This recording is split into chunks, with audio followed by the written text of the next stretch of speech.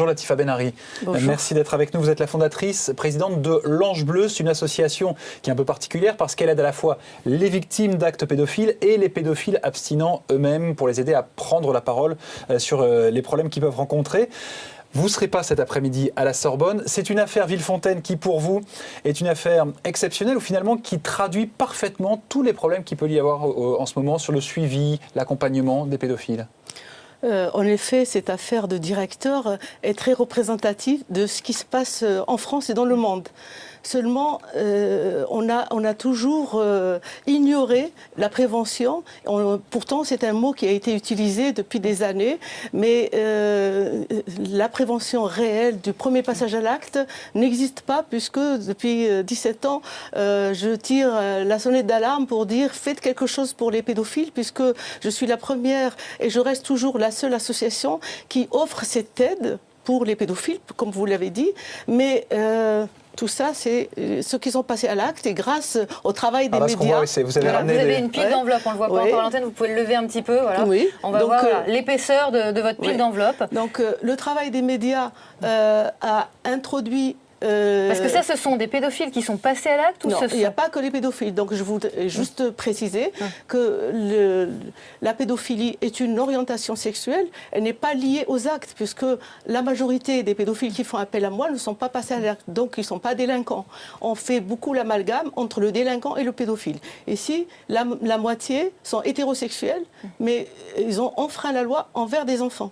Donc il n'y a pas que les pédophiles qui passent à l'acte, il y a aussi les autres, pour des raisons diverses. Hein. On n'a pas le temps de développer ça. Vous parliez de prévention et des ratés de la prévention. Ça veut dire quoi? Ça veut dire que vous recevez des lettres, quelqu'un, exactement comme le cas de ce directeur, qui dit « je crains de passer à l'acte ». On était en 2008 et on ne l'écoute pas, on ne fait rien. Ceux qui sont susceptibles, c'est vrai, de passer à l'acte, c'est ceux qui sont fragiles. Donc ce directeur l'a révélé. Pourquoi il l'a révélé? Tout simplement parce qu'il a été arrêté pour téléchargement de supports pédophiliques. Et bien sûr, après, la prise en charge a été ratée, puisque ces gens-là font appel à moi, qui sont arrêtés ou qui ne sont pas encore arrêtés, mais qui sont consommateurs d'images à caractère pédophile. Et ils vivent dans un monde fermé, solitaire, virtuel. Et c'est vrai que la majorité ne passe pas à l'acte. Donc il n'est pas représentatif de ceux qui consomment des images. Concernant ce directeur, effectivement, qui a dit qu'il craignait de passer à l'acte, on a beaucoup utilisé la formule signal d'alarme. Ça veut dire qu'aujourd'hui, la police et la gendarmerie, la justice aussi, ne sont pas armés, entre guillemets, pour entendre ce message et pour sentir qu'il y avait vraiment un besoin là? C'est pas qu'ils ne sont pas armés pour entendre, ils sont sourds.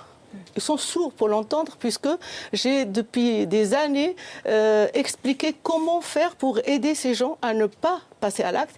Et quelqu'un qui dit clairement, voilà, je ne suis jamais passé à l'acte, mais je crains dans l'avenir de passer à l'acte. Ça veut dire quoi? Ça veut dire qu'il lui fallait une prise en charge adaptée. Or, on lui a coupé sa drogue, hein, en fait, mais on ne l'a pas aidé à se sevrer correctement. Et c'est ce que je fais depuis des années. C'est aider les pédophiles qui sont consommateurs ou ceux qui sont abstinents, mais ceux qui sont consommateurs viennent chez moi et demandent de l'aide. Et ne sont pas forcément arrêtés par la police. J'ai tous les jours et j'ai de plus en plus jeunes. Mais ce que vous dites pour des parents à entendre, c'est terrible. Ça veut dire que les enfants à l'école ne sont pas en sécurité.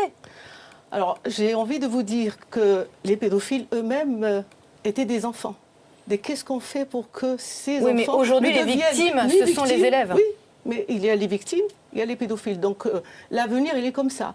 Pourquoi ne pas faire en sorte à informer les enfants pour ne pas devenir victimes, certes, mais ça, c'est un travail en aval.